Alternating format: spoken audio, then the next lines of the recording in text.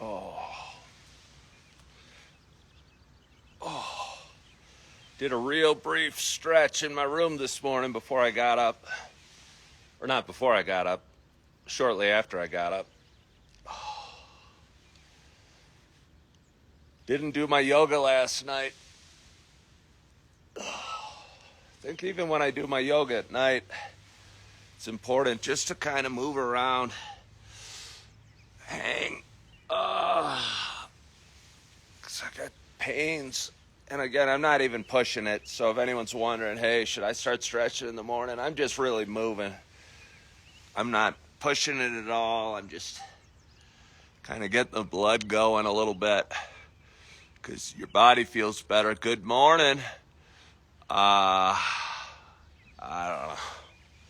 When you get it lubricated a little bit, I'll be I wish I would have brought a pillow. I'm on a cold and metallic picnic table here in Yellowstone National Park. And good morning to you. My name is Ken Tracy, and this is Coffee with Ken. It is Sunday morning. Honestly, unless you guys help me with what date it is, I've lost track. It's probably June 8th, June 9th, something like that. I'm not even sure. But again, I'm having enough trouble keeping track of the days of the week, much less the calendar. So good morning, Jim, from the UK. Where in the UK are you checking in from, Jim? I'd be curious. My mother grew up just outside of Edinburgh in a cutest little town in the world, and I'm sure the people that live there might not think of it, called Wallingford. But anyway, again, this morning at 5:59 a.m. Apologize. I seem to be having connection issues this morning. So if the signal's going in and out, it's because I'm coming at you from Yellowstone Park, National Park, right on the border of Wyoming and Montana, kind of in a remote place with great beauty and great wildlife. You could probably remember that. You don't like it. I don't know. I don't know what that means, but either way. Anyway, this is Coffee with Ken. This is a show I've been doing for quite some time. It's a show about me talking, and it is a show about me sharing a little bit about life, kind of sharing the feelings and emotions and highs and lows and ups and downs. Other than the fact I'm on your phone, a regular guy. And yeah, it's a show about me talking, and a show I've done for about 5 years. Month.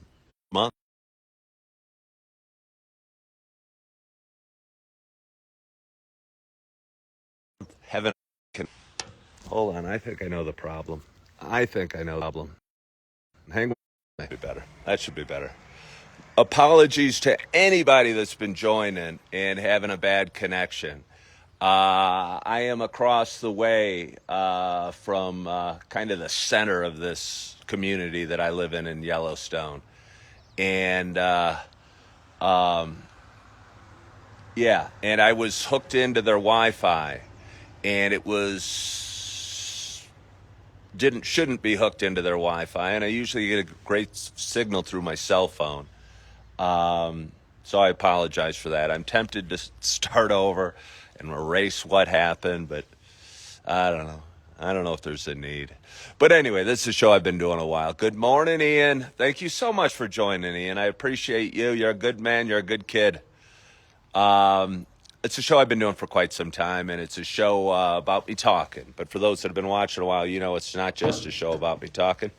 You know it's also a show about me sharing my love of coffee. And with that in mind, I still have a steaming cup of coffee in front of me, and I am so excited to have my first sip. My hope is wherever you are, whatever you're doing, you got a hot cup of coffee in front of you as well.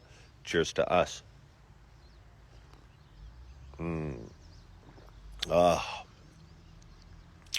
Poured it probably 4 or 5 minutes ago. and I just carried. I'm staying in Yellowstone. I'm working here. I'm a server in a fairly nice restaurant in a beautiful spot in Yellowstone, and I'm staying in what's called the dorms. And they put us up, and they feed us and house us, and we go to work here in the park in various aspects. And my job's server. And this morning, as I was walking, it's kind of a cool, crisp morning here in June.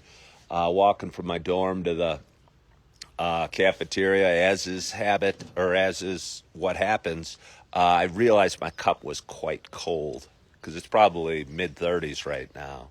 And I was getting ready to pour my coffee in the cafeteria this morning, and the chef was waiting in line behind me. I want to get back to that. Real nice guy, real friendly guy, and he's the head chef of our dining room.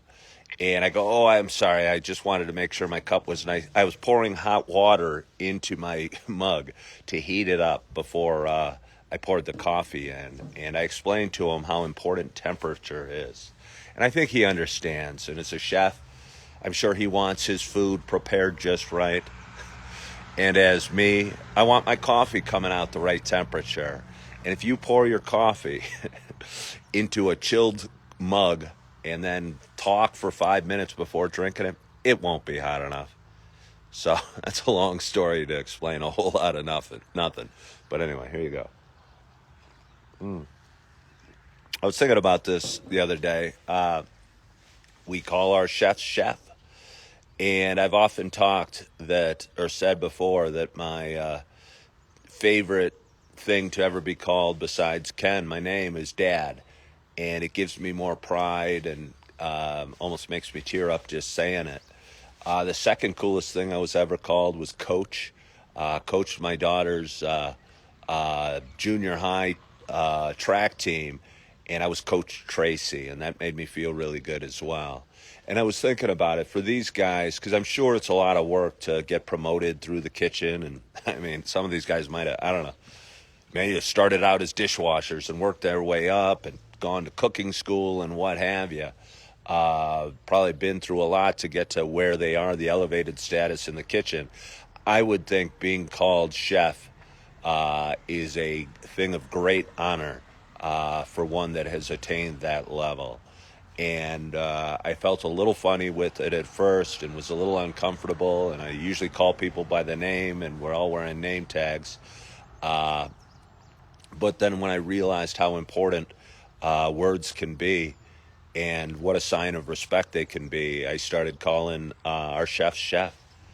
And I bet you they appreciate it. And I bet you it is a good feeling for somebody that's been through all that a kitchen can throw at you.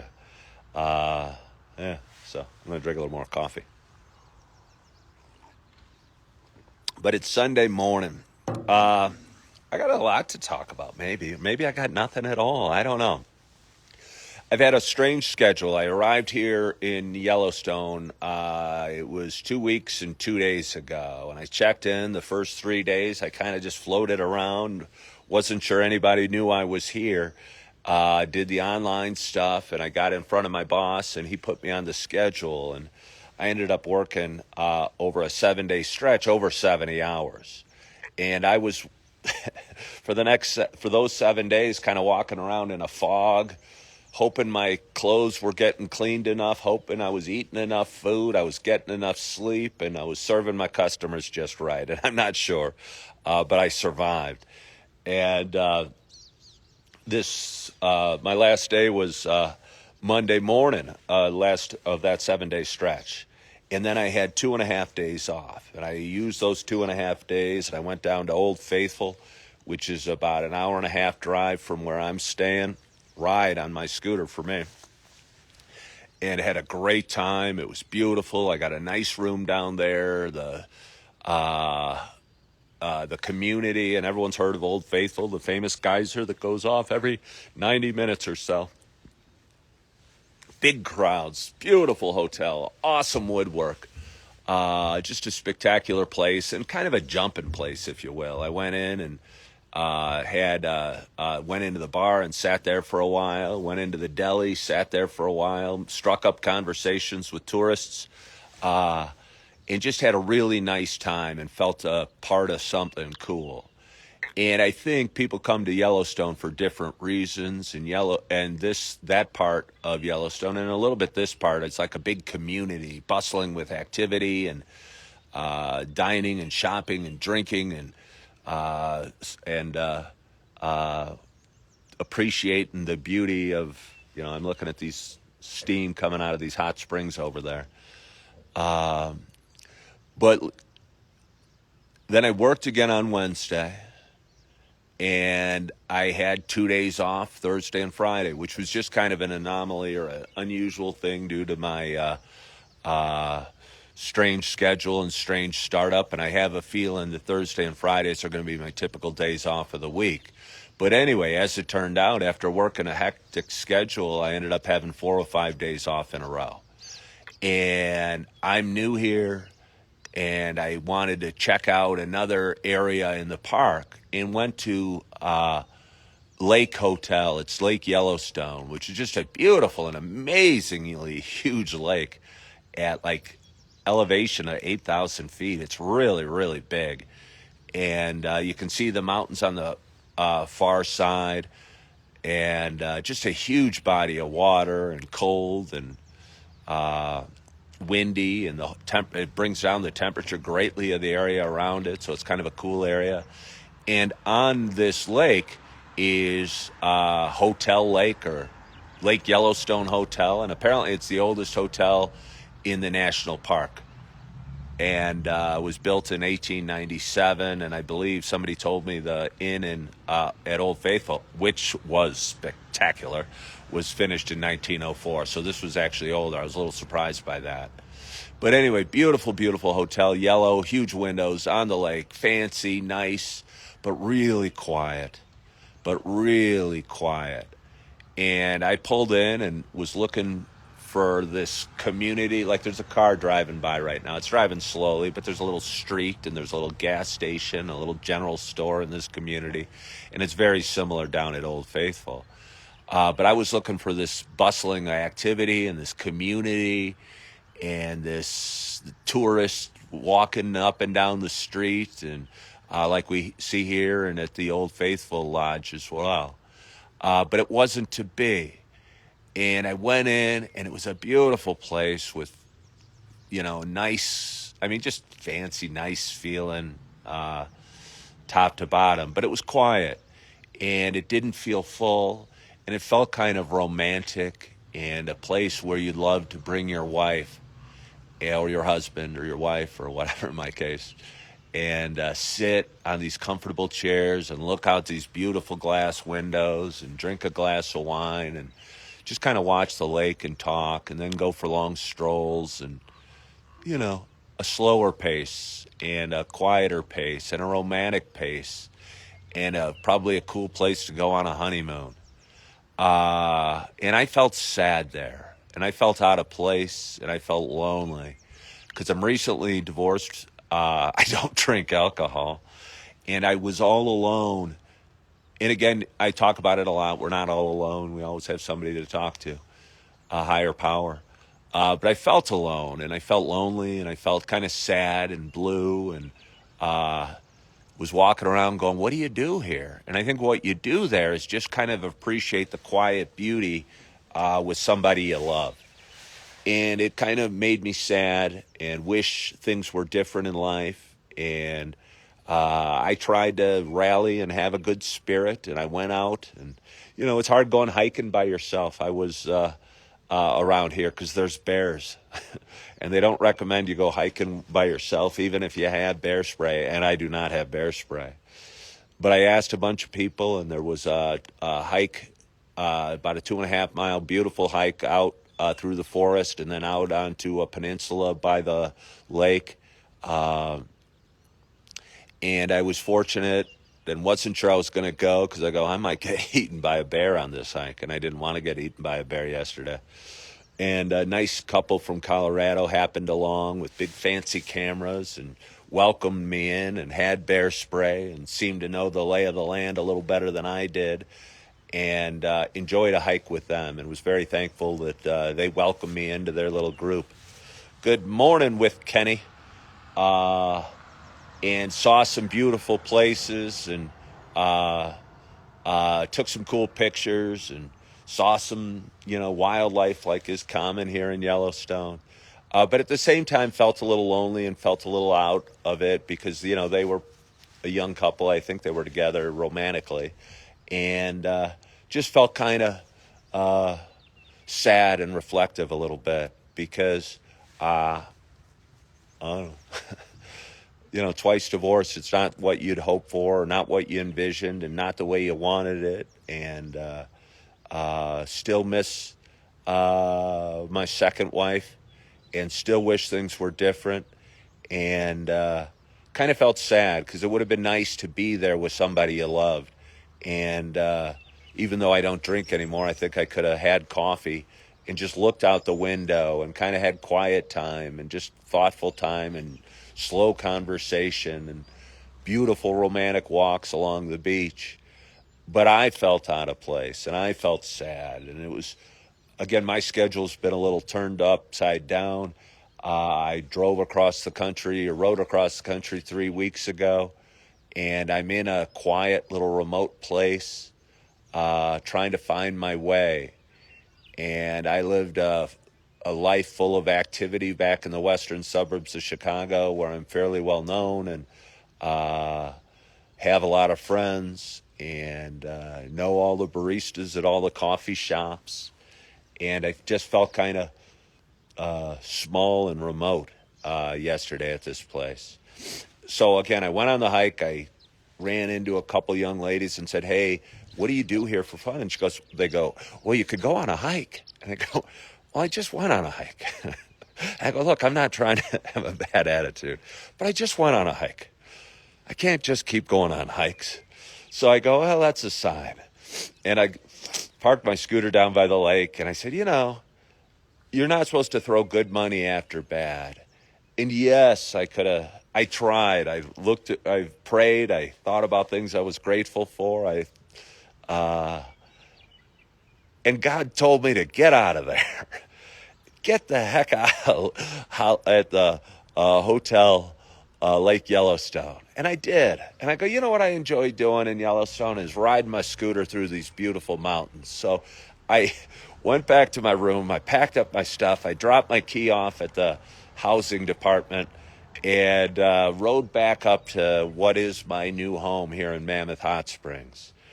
And got home last night. Was too late to have dinner, but that's okay. Grabbed my book, went to the hotel lobby, edited some videos, and got a good night's sleep in my own bed in my own dorm with my own roommate who snores. And I woke up this morning feeling good because I got a good night's sleep and feeling thankful I made the decision to not stay in a place. You can jump the hurdle or face the fear or deal with your emotions, or you can just say, heck, this isn't right. This isn't for me. This isn't a place for me. And yeah, well, I appreciate you saying that. Feeling those emotions without the urge to drink alcohol takes courage. That's a W in my opinion. Yeah, I appreciate you bringing that up because there was a bar. And it was a nice bar. It was empty.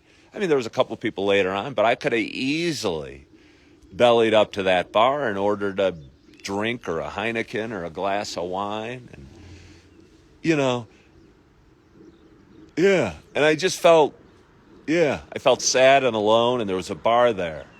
And I think in all my years past, I would have bellied up to the bar and ordered a drink because I felt sad. And I hope you can understand. I mean, I still miss my ex-wife.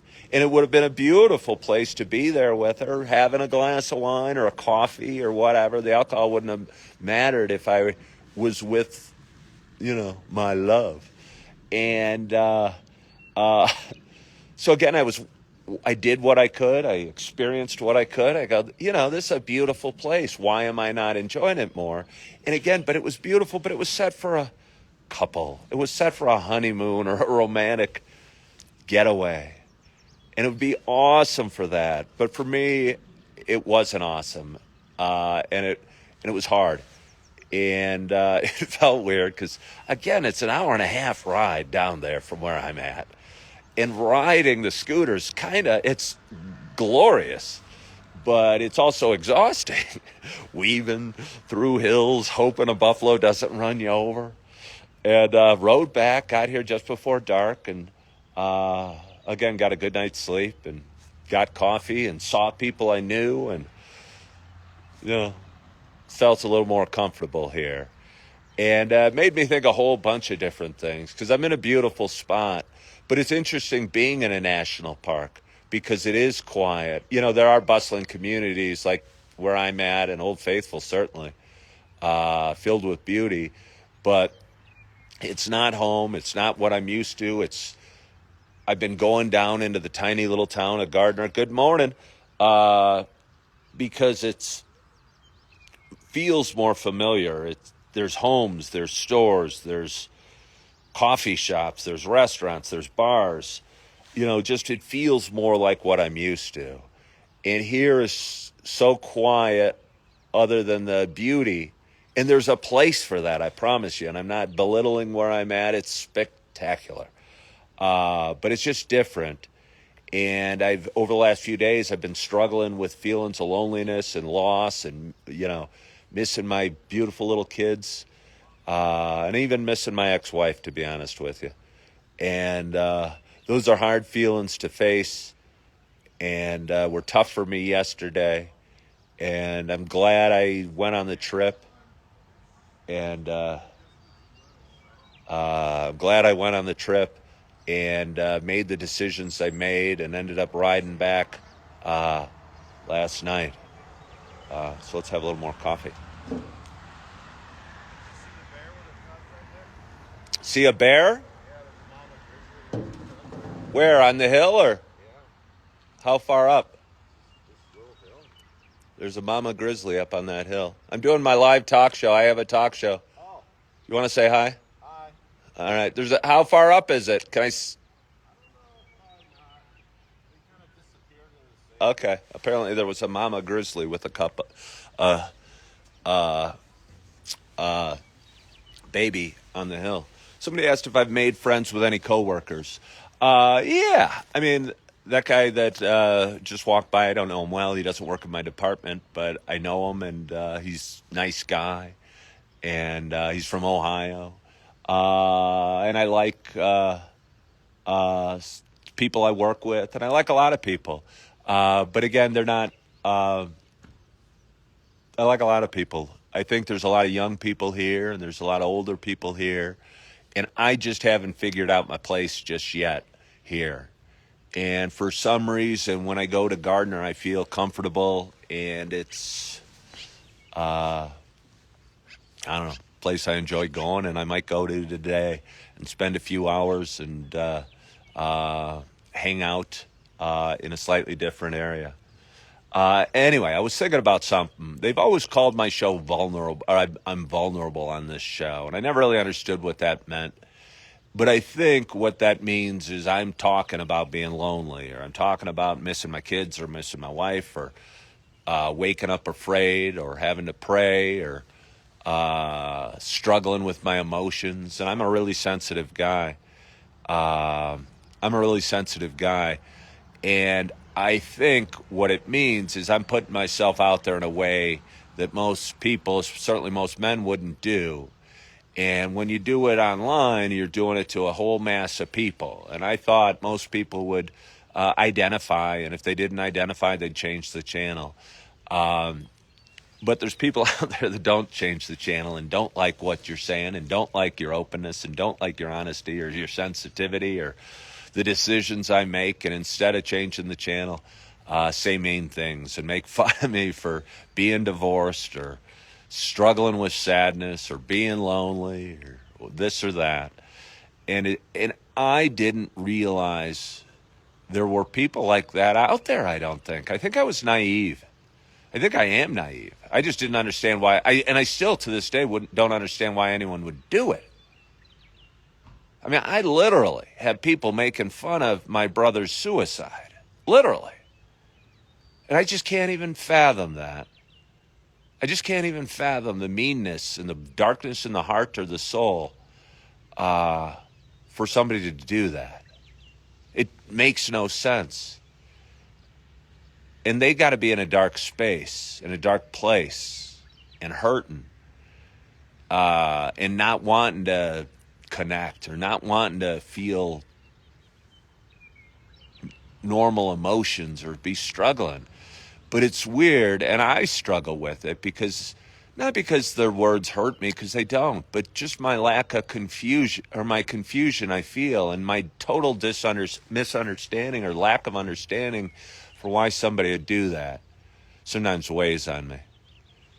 And yeah. So I think that's what it means to be vulnerable.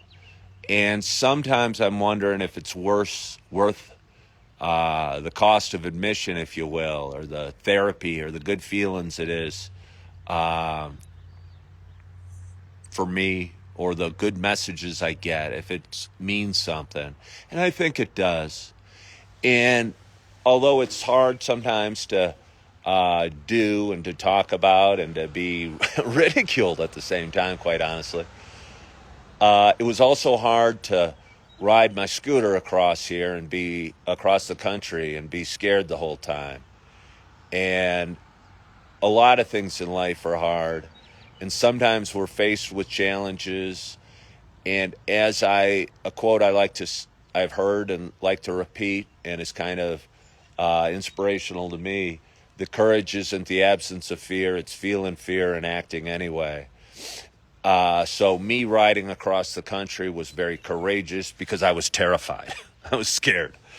And I did it anyway. And me going live and sharing my emotions with you, or my whatever, my loneliness or my sadness or my struggles with you, even though some guy or some woman, I don't want to say, but it's probably a woman, I think, is going to say something mean and make fun of me about it,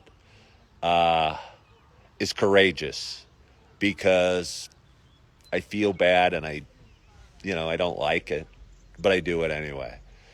And every day I wake up going, oh, I feel like just laying here. Should I do it? And I lay in bed. I think of something I'm grateful for. I say a little prayer, and I hear God's voice telling me to, let's go. Let's go. Uh, Thank you, Mortgage Zeus. So I go. I get up. I do a little stretching. I walk. At least now I'm walking to my cafeteria, pouring some coffee, saying hi to a bunch of the employees. They're always probably freaked out because I come in there so excited and using their name and saying, good morning, Ethan. Good morning, Aiden. How's the coffee today? Well, thank you. And I'm a lot to take, and I know that. I'm a lot to take because I got a, you know, weird amount of enthusiasm. And for so much of my life, I used to kind of cover it up and, try and fit in. Good morning, Tommy John. And only somewhere during the last 5 years have I said, to heck with fitting in. Let's let my enthusiasm fly. And I'm sure it rubs some people the wrong way, because some people would rather be grumpy in the morning, and that's okay. But I'm going to smile and say good morning just the same. And let the chips fall as they may, and do my show and drink my coffee and listen to the birds chirp and wait for the sunshine behind me or the sunrise behind me, and do yoga classes. Do yoga classes, yoga for beginners. I've done 2 of them, and I stretch. And I'm going to say this because it's kind of funny. I have people that watch, and again, a couple of the people that make fun of me. I have actually somebody that creates fake accounts on a different social media platform and creates the name Ken's Fat Belly. that's the page they most recently created to make fun of me. And I go, wow, that's not really true. I'm 6'2". I'm in 205 pounds. I'm in really good shape. And how childish, how amazingly childish to create a fake account with Ken's Fat Belly as the name. But it's the way the world works, and there's different people that Get energized by doing different things. I had a rough night last night. You're an inspiration to me. I'm glad I logged in at the right time. I'm sorry to hear about your rough night. I think it's healthy to say that. And I think so often, and there's a lot of happiness as a choice and positivity as a choice and PMA all the way, which is great because I believe in being positive and believe in feeling good and gratitude and prayer and stuff. But it's okay to say last night was hard for me. You shouldn't pretend that it wasn't. And I don't know in what way it was hard for you. Maybe you had a fight with a loved one or a spouse or a child or, I don't know, did something bad. But it's okay to acknowledge it. And I think it's part of the healing process. And I think to say, hey, I was lonely yesterday or it was rough for me last night,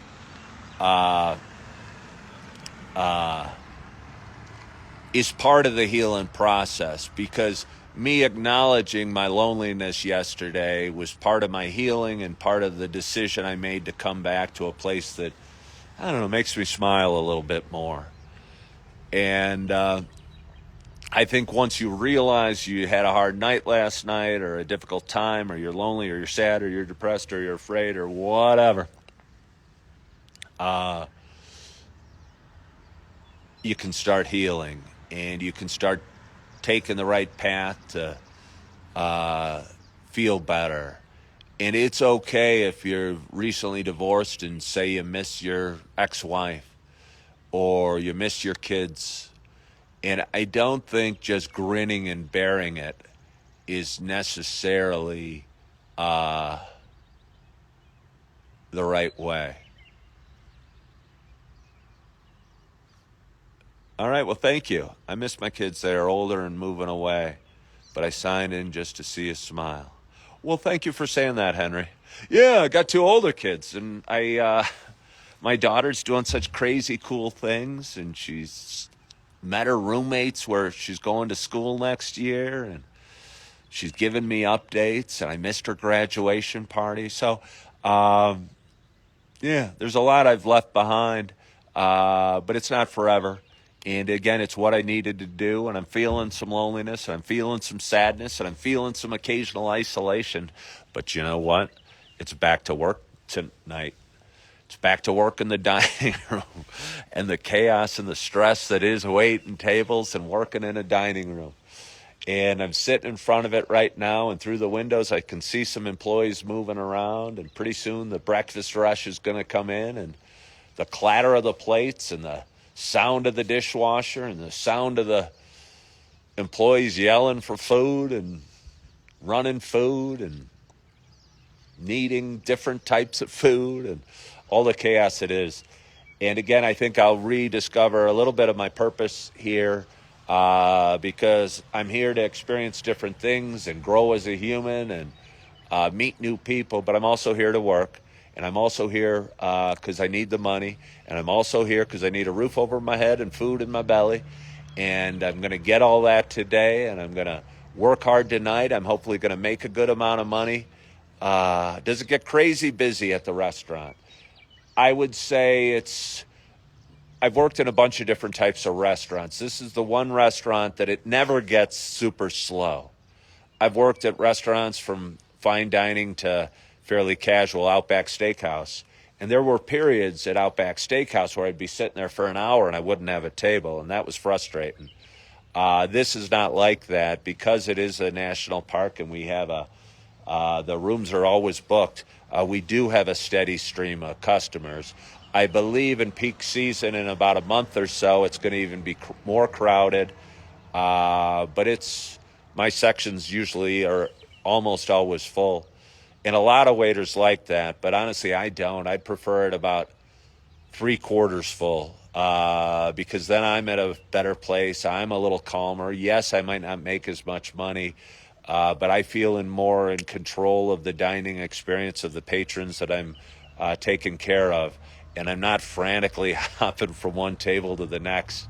And I feel like if they want to know what my backstory is, yeah, Lynn, I think middle of the summer is peak season. That's what I've heard. and because I believe the flowers haven't even started coming out yet. I believe during the short summer season here in Yellowstone, it gets really spectacular and flowers explode, wildflowers. And I think it gets really pretty. And I mean, it's really pretty now, don't get me wrong. But the flowers haven't started coming out yet. And I think through some of the huge, beautiful valleys that I rode through yesterday, where you can see bison off in the distance, and bison sometimes scary close to the side of the road. And I am telling you, on the ride yesterday, I don't think you guys, I mean, you might think bison are big and cuddly, and they in some ways are, but they're huge and dangerous. And I'm riding my scooter, and there's a line of cars up, and the cars are stopping because you're relatively safe inside your car taking pictures. I mean, the worst thing that's probably going to happen is the buffalo's going to smash in the side door of your car. But I'm waiting in line and going, get going, cars, as the buffalo walks, I don't know, 30 feet away. Going, if it looks at me and charges, I'm a dead man. So I try and get moving as quick as I can. But either way, I'm going through these massive, beautiful valleys with hills, and see buffalo off in the distance and elk off in the distance. And again, the gentleman that was walking by this morning saw a mama grizzly and a little cub on the hill. And I wish I would have seen it. I wish I would have seen it, but I didn't. There'll probably be other opportunities. I don't smell like food. Yeah, no, buffalo don't eat humans, fortunately, but they probably, I mean, and they're generally docile, slow-moving creatures, but they're big. They're big. Somebody posted that they can be 2,500 pounds. It's got horns. Be a yucky death. Me and my scooter being stomped to death by a buffalo on the valley in Yellowstone. But fortunately, I made it back safe last night. Do I count my steps? No, I don't. For a long time, I would wear an Apple Watch. I felt an Apple Watch was kind of an intrusion on my life. It would tell me to get up, and I started watching my steps and watching my calories and watching my pace, and I just felt too connected to the technology. And so I wear an old-fashioned watch now. But I'll bet you I get a ton of steps in. I'll bet you I get a ton of steps in, like 20,000 on a day that I work a double shift. And that's just a guess, but I'm moving constantly. I'm always walking around my section or the restaurant with a pitcher of water, or in the morning a pitcher of coffee. I don't want to bother my customers, but I do want them knowing I'm there if they need something. And if they need some coffee or need some water, I'm their man. And I'll tell you, everyone loves the guy with the coffee pot. And I don't know, I feel as long as I'm circling around my tables, holding my coffee pot in the morning, clearing plates if needed, and asking if everybody's okay, I'm doing a good job. And so that's my goal. The Bergman 400 will facilitate any bison escape. I don't know, when you're waiting in a line of cars and everyone's taking their pictures as it slowly trudges past, and I'm in in the line going, my camera's in my pocket, the buffalo's 30 feet away. Get moving. I want to get on the gas. One nice thing about riding home last night is I was able to stop, and it's a little bummer on the scooter because I often want to get where I'm going, and I do appreciate the scenery as I'm riding, but you got to pull off, take off your helmet, get.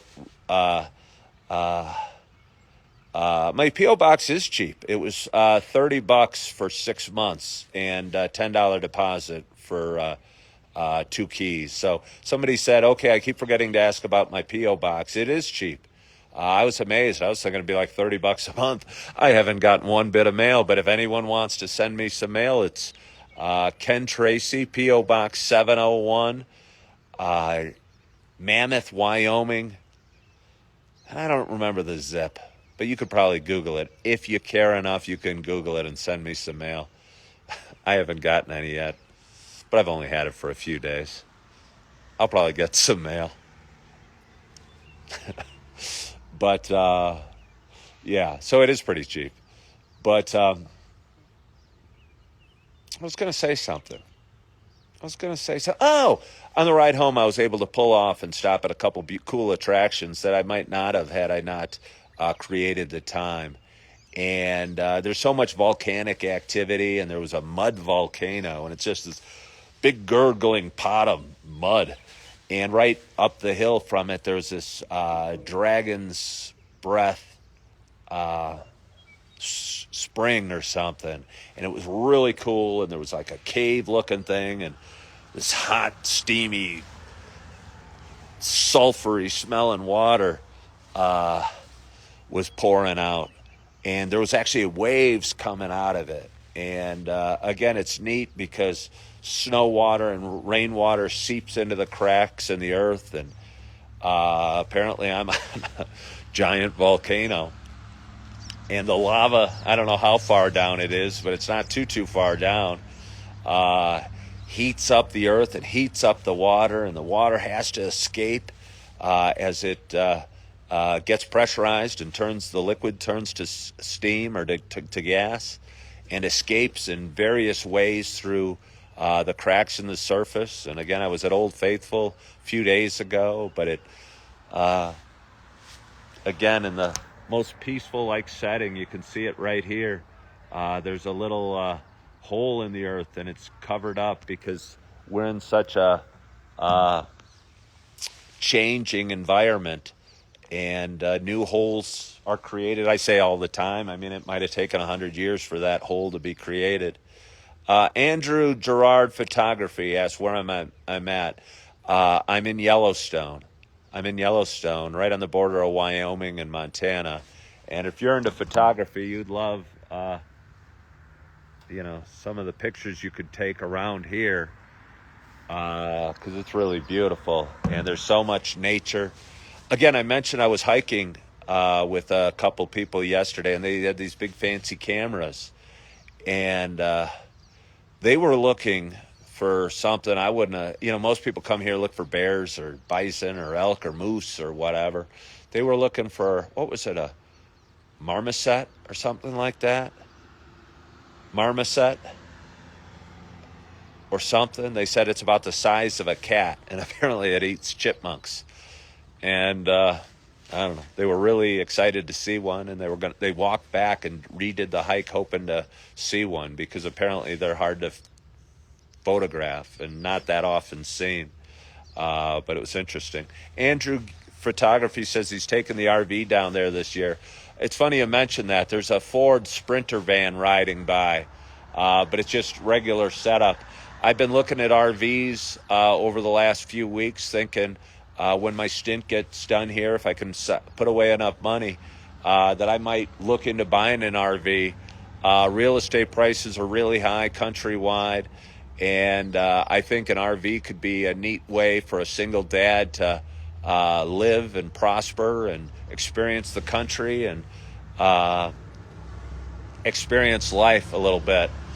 And I've been shopping RVs a little bit. And you can buy a used Sprinter van, the Mercedes kind, low mileage. I mean, they're crazy expensive though, so I don't think that would work for me. I mean, new they start at like $250, but they depreciate quickly, and you can get a lightly used one for about half that. But even still, I went in a guy's yesterday and looked, and it seemed a little tight and dark and what have you. And I'm not sure that would be for me, but I am considering options and looking at different things and exploring possibilities and drinking coffee and meeting people and serving food and, I don't know, living. And it's Sunday morning, and I'm looking forward to my day. I'm not working the lunch shift like I was last Sunday. Last Sunday I worked lunch and dinner, so it was a real busy day, and I'm just working dinner today. And I think my schedule's going to be more normalized. I'm going to be working 40 or so hours a week. Hello from London. I'm working about 40 hours a week this week, which will be nice because I'll make some decent money, be able to cover my financial responsibilities and support my 4 beautiful children, and put a roof over my head and experience Yellowstone in a way that not everybody can. Good morning, Kelly.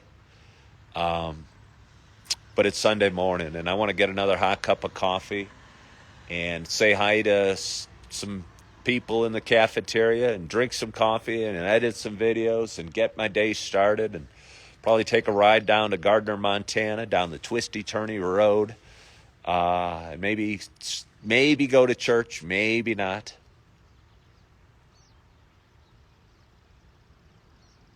I went to church once in Gardner, Montana, and it was a nice church, and there's nice people, and there's a nice pastor that seems to really like to engage with me. But I ran into him the other day, and and this is important. This is important. And I told him I couldn't make it to church the week before because I had to work a double shift, so it conflicted with the church schedule. And he kind of joked that he'll put in a good word with God for me and kind of square it away. And I didn't really think much at the time, but as I was walking away, I wish I would have almost paused and said, "Well, I don't need you to do that. You know, you're not, no matter what, you're just a man, and you're not a go-between between me and God. And I don't need you to square anything away with God. Because if I do something wrong, I can pray and ask forgiveness or ask for wisdom or ask for courage or ask for good feelings directly. And I think it's important for me to realize that, and almost for him to realize that he's not my go-between. He's just a man helping me learn and helping me down my spiritual journey. But he's not a guy that I need talking to God and putting in a good word for me, because I can do that myself. And kind of had me thinking, yeah, I'm sure it was a joke. But yeah. So I may or may not go to church today. But I'm definitely going to get some coffee in Gardner, Montana, and I may go live later because it's fun. And I'm definitely going to be at the restaurant tonight at about 4 o'clock, and I'm definitely going to be serving up some food, hopefully making some tourists have a slightly more nicer dinner, cool experience to Yellowstone, and hopefully spreading my joy amongst my coworkers and the tourists and the people I meet today. And I want to thank you guys for joining on this Sunday morning. I hope you're having a great weekend. I hope you had a great week last week. I hope you're excited about the week ahead. I hope if you're struggling out there, you can pause and find some things you're grateful for. And if you're really struggling, say a little prayer. Looks like you're at a church right there. Coffee there. First Light is a great memory. Maitre d', we all find our own tables in relationship with God. Yeah, that's a good way to put it. But again, I just want to thank you so much for joining. I see people pointing back up to the hill. I wonder if the grizzly's back up there. I'm going to go take a peek and see if I can see it and get some coffee and enjoy my day. And I hope you enjoy your day, and I hope you had a wonderful night's sleep, and I hope you're feeling good. I hope you're loving yourself. I hope you're forgiving yourself. And as always, I hope to talk to you soon. Bye-bye.